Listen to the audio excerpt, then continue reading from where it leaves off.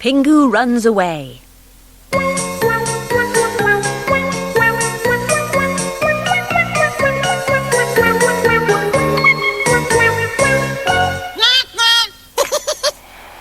Every evening in their ice and snow home, Pingu's mama and papa like to settle down with Pingu to a penguin family's favourite supper. But Pingu gets bored with his boiled fish, his boiled potatoes and his boiled green vegetables. One evening, Papa was thoroughly enjoying his boiled fish. Mama was thoroughly enjoying her favourite treat, boiled beetroot. But Pingu was thoroughly hating his boiled green vegetables. He poked those greens all round his plate. Mama and Papa were chatting about how much they loved their food.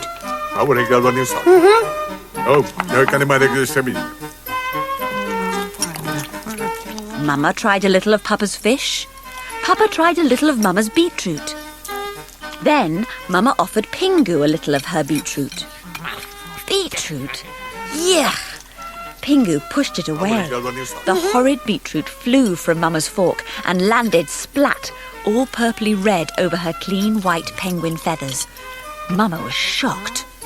Papa was furious.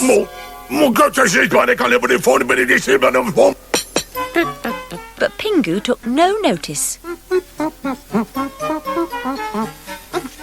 He ignored Mama when she scolded him. While Mama tried to wipe the purply red mess from her feathers, Pingu started to rock backwards and forwards on his chair. Until he'd rocked so far, he tried to stop himself falling backwards by grabbing the tablecloth. But he fell anyway. And the cloth, the cutlery, the plates and the supper all fell down with him. Papa was more furious than ever. And even Mama was so cross, she put Pingu over her knee and smacked his feathery bottom.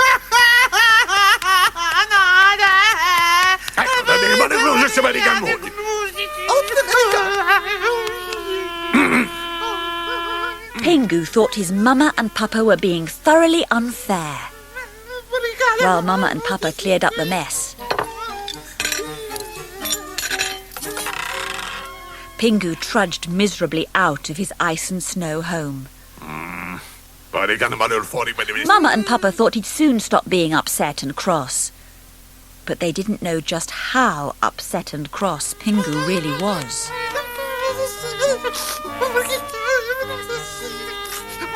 Still miserable, he set off beneath the night sky across the icy Antarctic snow. Back home, Papa had settled down to his knitting. He was making another red woolly hat for Pingu. Mama was reading her daily pengigraph when she noticed it was getting rather late. But Papa told her not to worry. Pingu would soon be home and perhaps he'd have learnt his lesson. But out in the cold and beneath the eerie starlight, Pingu had decided he would never go back home, even though he was lost amongst great rocks of ice and huge looming boulders of snow. He had to leap for his life as a huge mound of snow tumbled from an icy cliff, and scoot away as an even huger mound of snow fell from another cliff. Scurrying about, Pingu came upon a vast pillar of ice which towered above like a gnarled, misshapen skull. Pingu hurried past. He almost ran into another vast pillar of ice. It looked like some grotesque, monstrous hand. Pingu was lost, miserable and frightened. He scuttled through the fearsome landscape until at last he found a tiny cave of ice. There Pingu sat and waited. For he knew not what. Back home, Mama was worried. Where was Pingu? Now Papa agreed that, yes, they really should go out into the night and search for their young penguin. So out they went. Stars glistened bright upon the Antarctic snow as Mama called out,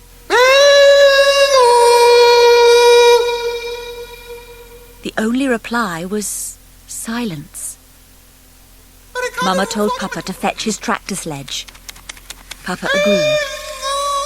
Mama called out again as Papa drove up in his sledge and they set off across the ice and snow. In his tiny cave, Pingu stopped shivering for a moment. He'd heard Mama's voice. He called out. Mama heard his voice. Only moments later, she was hugging Pingu to her soft, warm feathers. Mama called out to Papa, and he drove up on the tractor sledge. Mama and Papa wrapped Pingu in warm blankets, while Papa told him he must never, ever run away again. And back home they all drove on the tractor sledge.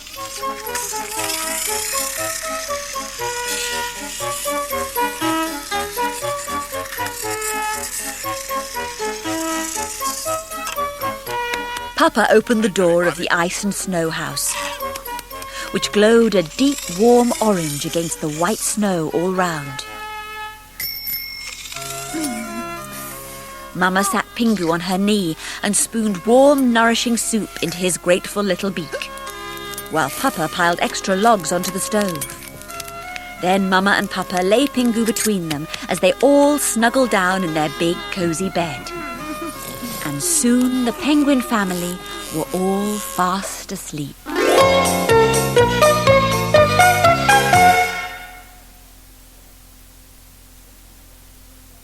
Pingu and Pinga stay up.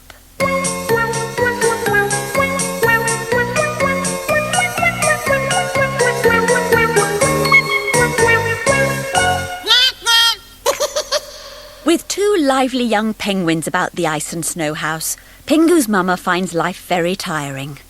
One evening, Papa was out with his pals at the Ice Cap Working Penguins Club, and Mama was worn out. It was time for Pingu and his baby sister Pinga to go to bed. But they were playing so happily together, building towers and bridges out of wooden building bricks, that Mama was only too pleased to let them carry on, while she put her feet up with a glass of walrus juice and her daily pengygraph. Once they'd used up all their wooden bricks, Pingu decided it was time to chase Pinga round the toy box. And just as baby sisters so often do, Pinga decided it was time to knock the towers and bridges to pieces.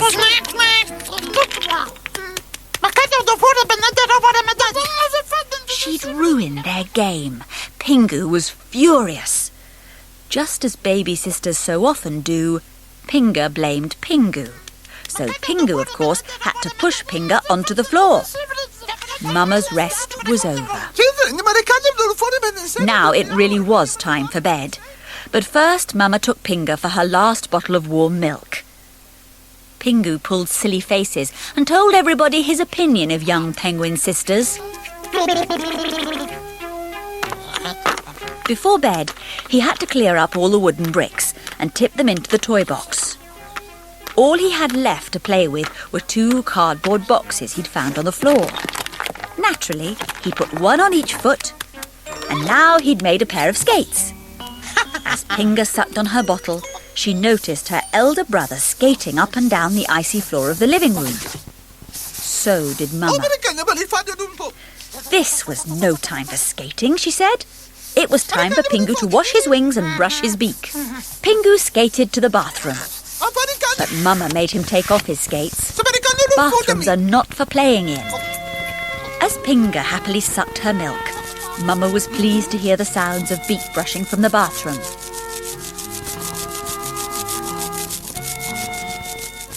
Inside the bathroom, Pingu was sitting on the toilet seat reading a comic and rubbing his beak brush up and down on the side of the bath. Pinga soon finished her milk, and Mama had settled her down on her little pink penguin potty. When Pingu came from the bathroom and showed Mama his clean wings and the beak paste he'd just squirted all round his mouth, Mama was pleased with him and went to tidy up the bedroom. This was the perfect moment for Pingu to give his baby sister a bit of a surprise. He gave her pink penguin potty a hefty kick and sent it slithering across the floor. Mama stormed from the bedroom and sent Pingu to tidy up the beds himself. This was a job he always hated. But it could be made fun. Pingu pulled the cover off his bed, leapt onto it and bounced up and down on the mattress. As soon as Mama cleaned up Pingu with a chick wipe, she stormed into the bedroom. Pingu followed her as Pingu tried to go off in a sulk. No sooner had Mama called him back than Pingu tried to wander off. What a pair!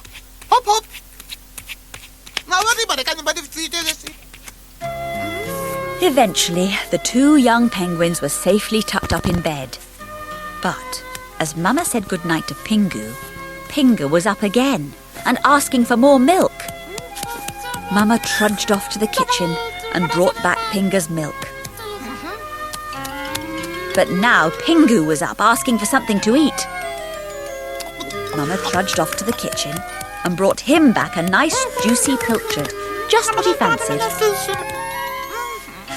Now, a pilchard is a very oily fish, and by the time Pingu had chomped his way through it, Mama had to wipe great big greasy patches off his clean white feathers. Next, Pingu wanted her teddy, and Pingu wanted the rest of Pingu's milk, and Pingu had dropped her teddy. But Mama didn't come to pick it up. Where was she? Pingu and Pingu went in search. When they reached the living room, they had a terrible shock.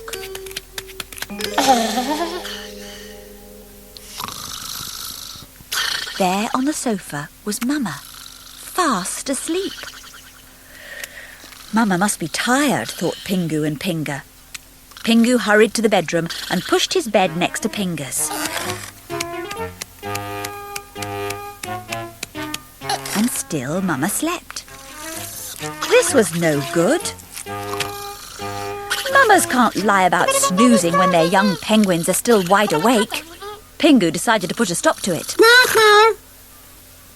Mama soon woke up, but the moment she stood up, she was yawning again.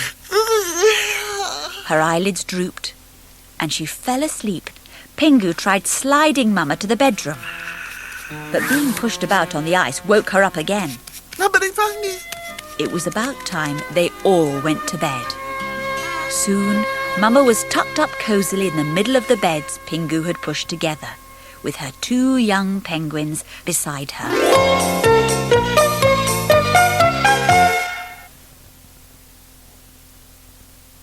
Noise.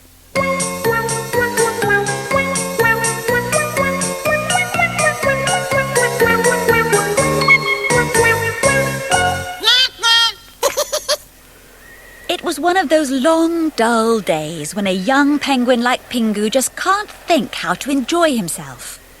For ages, he'd been sitting around outside his ice and snow house, wondering what to do next. So he was thrilled when his penguin pal Pingu came round. At last, someone to play with. In moments, Pingu was drawing squares in the snow for a game of hopscotch, as he and Pingu worked out who should have first go. They agreed it should be Pingu, and he threw a stone onto one of the squares. Then he hopped nimbly back and forth across the snow.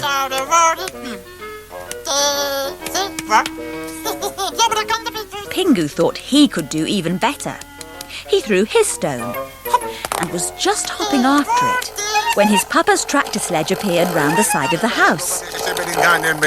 Papa didn't want noisy young penguins hopping about outside his house and told Pingu and Pingu to clear off as he parked his tractor sledge right across their hopscotch squares.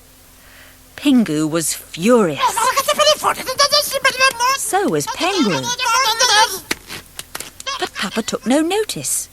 He rubbed out the squares Pingu had drawn so carefully, and when Pingu complained, Papa simply told him to watch his beak and not be so rude. He rubbed out the rest of the hopscotch squares and started to paint his own square all around his tractor sledge. Pingu and Pingu thought this was rotten, but Papa just went on painting. And when he caught Pingu trying to scrub out his square, Papa really told him off.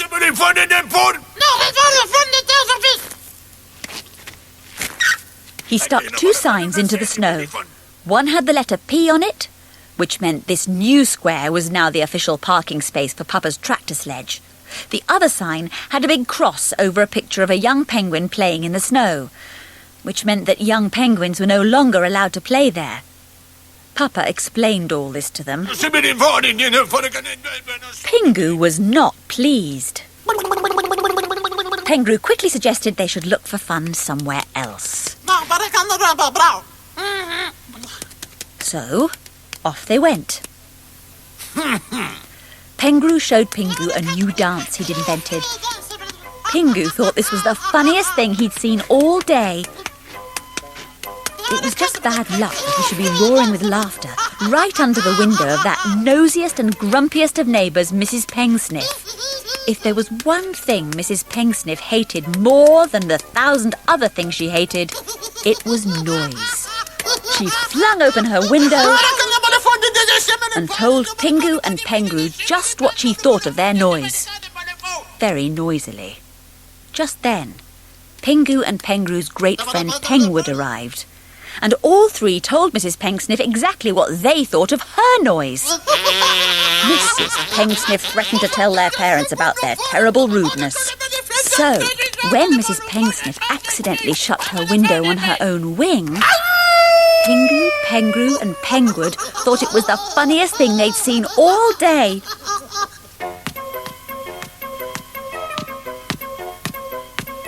Pengwood was carrying a bouncy rubber ball. And of course, penguins absolutely love bouncing bouncy rubber balls. Soon the three young penguins were bouncing the ball from head to head, until Pingu headed it a bit too hard. The ball flew from the top of his head to the top of Mrs. Pengsniff's ice and snow house, and there it bounced up and down, until Mrs. Pengsniff couldn't stand the noise anymore. She rushed from her front door, caught the rubber ball as it bounced from the roof into her arms, and took it inside. As soon as she'd gone, Pingu and Pengwood discussed what to do next. They decided that as Pingu was so good at seeming really polite, he would have to very politely ask Mrs. Pengsniff for their ball back. Up to her front door he went. And when Mrs. Pengsniff opened the door, he asked very politely if they might just possibly, if you please, have their ball back. But Mrs. Pengsniff simply refused and slammed the door. Pingu rang the bell again. But now Mrs. Pengsniff wouldn't even listen and slammed the door again. This was too much for Pingu. He rammed a hard lump of snow onto Mrs. Pengsniff's doorbell. So now the bell wouldn't stop ringing. Mrs. Pengsniff stormed from her front door, which immediately slammed behind her. Mrs. Pengsniff wrenched the snow from her doorbell and tried to open her door. But it had locked. And she was locked outside.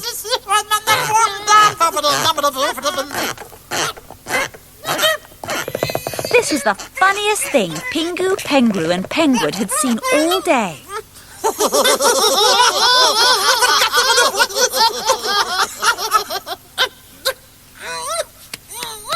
Then Pingu had an idea. He suggested to Mrs. Pengsniff that he could climb in through her window and open her door. And when he did climb in and did open her door, Mrs. Pengsniff decided that he really was a polite little penguin after all. So she gave him back the bouncy rubber ball. His friends were delighted. Once again, they headed the bouncy ball from one to another, until once again Pingu headed it a bit too hard. Pingu's papa happened to be taking a stroll past Mrs. Pengsniff's house just then, and the ball flew straight onto his head, and then it flew from Papa's head straight through Mrs. Pengsniff's window. And yes, that was the funniest thing Pingu, Pingu and Pengwood had seen all day.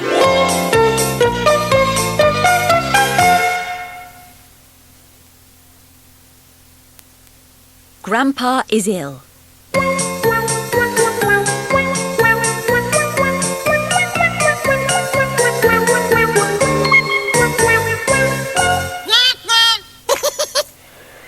When Pingu's at home for the day, He loves to get out his paints and paint a picture of the frozen Antarctic landscape.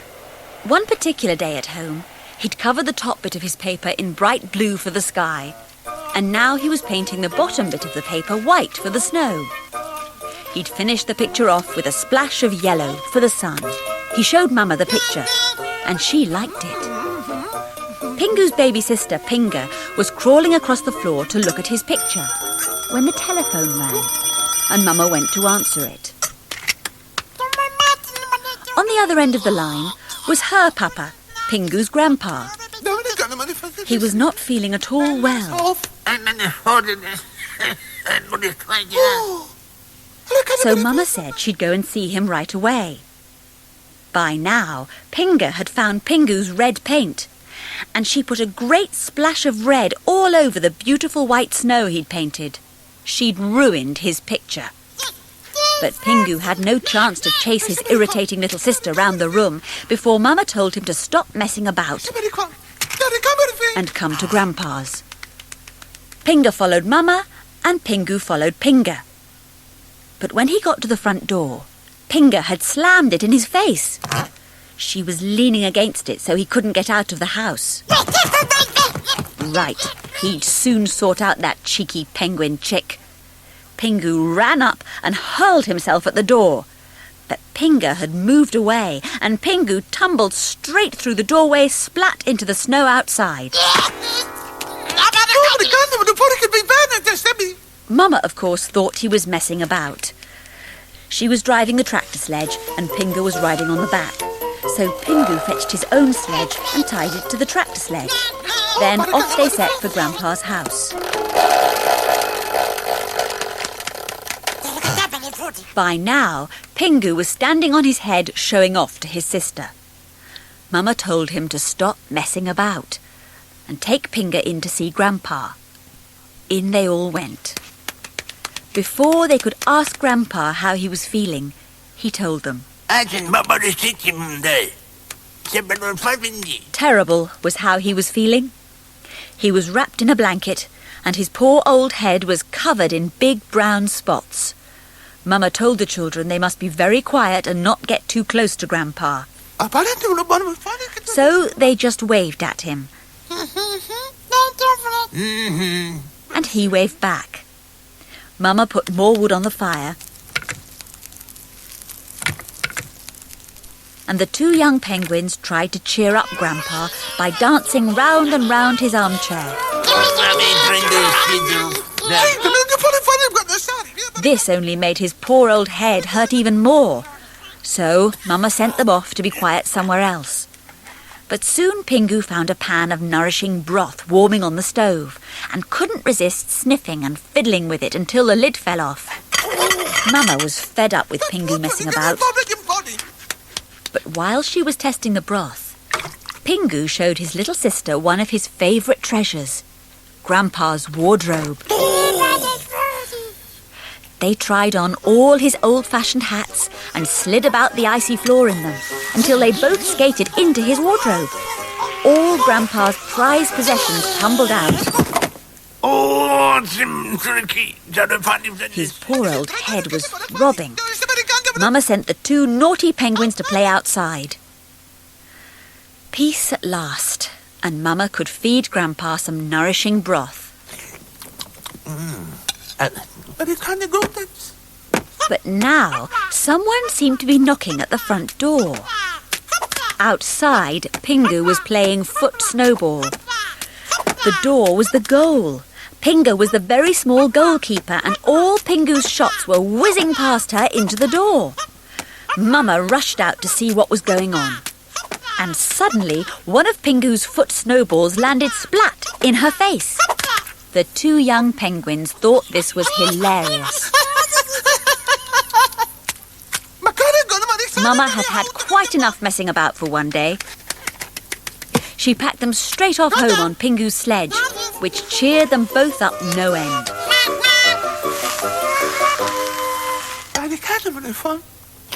While Mama fed Grandpa some more nourishing broth, at home Pingu had a new plan. He found his brown paint and covered his head in great big brown spots.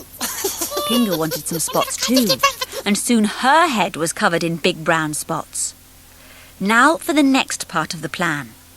Pingu telephoned Grandpa's house, where Mama was putting soothing ointment on Grandpa's head. When the telephone rang, Mama answered it. It was, of course, Pingu calling her to say he and his sister had been taken ill. Poor Mama. She sped straight home on the tractor sledge.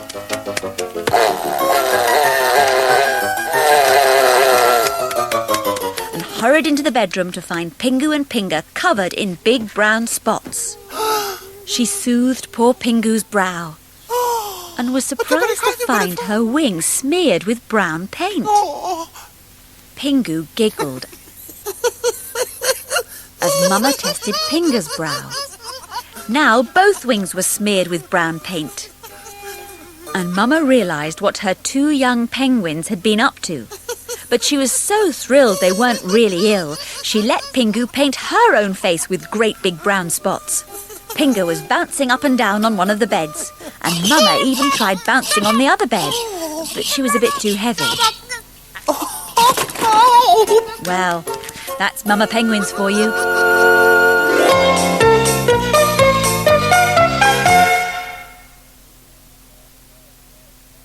Pingu and Pinga at home.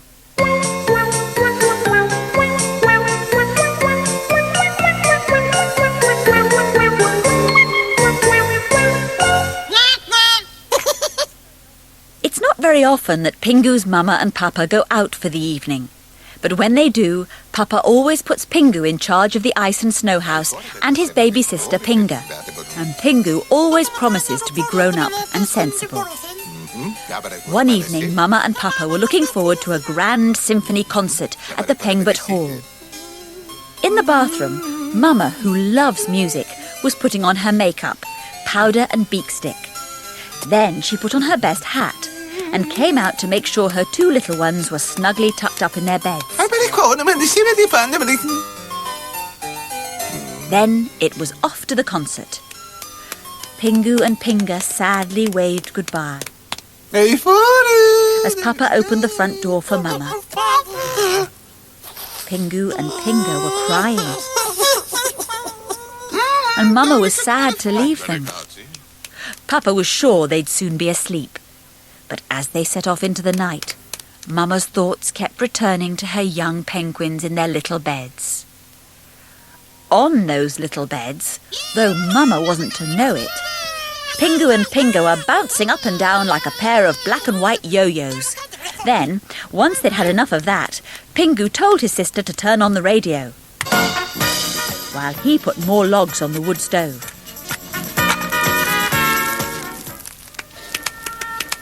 At the Pengbert Hall, Mama and Papa arrived as the orchestra were tuning their instruments, and they hurried to their seats. By now, Pingu had heated up the stove and was showing his little sister how brilliant he was at making pancakes, and especially at tossing them. He could even toss a pancake up high, spin round and round, and catch it again on the way down. Pingu was amazed. She was even more amazed next time Pingu tossed the pancake. It flew straight up to the roof and stuck there. Pinga shouted at the pancake to come down again. Soon it did. It flopped splat over Pingu's head and hung off the end of his beak, making it look like the trunk of an elephant. In their seats at the concert, Mama and Papa were enjoying their music, happy that Pingu and Pinga would by now be fast asleep. In fact, Pingu was by now showing Pinga how to bounce bouncy rubber balls. Pinga wanted to see what would happen if she bounced the ball at the bookshelf. And of course, the bookshelf fell down. At the concert, Papa had closed his eyes to concentrate on the beautiful music. But Mama soon woke him up before anyone noticed. At home, Pingu and Pinga were enjoying their beautiful music too, as Pingu hauled their parents' clothes from the wardrobe. Now they could dress up as Mama and Papa. Pingu felt gorgeous in Mama's best flowery hat.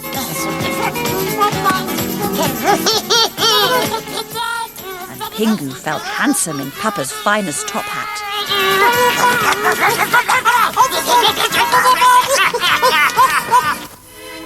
At the concert, Mama and Papa gazed lovingly at the photo she always carried of Pingu and Pingu. Soon they would be going home, where Pingu was having a great time in the bathroom. She'd set the taps running and was wallowing up to her neck in Mama's birthday bubble bath. Pingu leapt in to join her. Together they rocked the bath from side to side until it toppled over. At the Penguin Hall, the concert had finished. Mama and Papa joined in the enormous applause, and at that very moment, Pingu noticed the living room clock. He realised that his parents were due home at any minute. Hurriedly, Pingu mopped up the bathroom while Pingu rushed about straightening the furniture and mending the bookshelf. As Pingu tried to stuff all the clothes back into the wardrobe, just in time, Pingu remembered to turn off the radio. In the crisp, clear moonlight, Mama and Papa were approaching the ice and snow house, where Pingu had just turned their wardrobe onto its back and was jumping up and down trying to squash the clothes back inside. Mama and Papa were at the front door. They opened it just in time to see two innocent little penguins tucked up in their beds. Mama thought her wardrobe looked a little odd. She didn't remember leaving it with trousers bulging from doors and jumpers spilling from shelves. As soon as she touched them, all the clothes tumbled out. Which, of course, woke Pingu and Pingu up. Mama wanted to know if they'd gone to sleep quickly, while Papa wanted to know if they could explain why the wardrobe doors were bulging. But of course they couldn't. Once Mama had packed the clothes neatly away,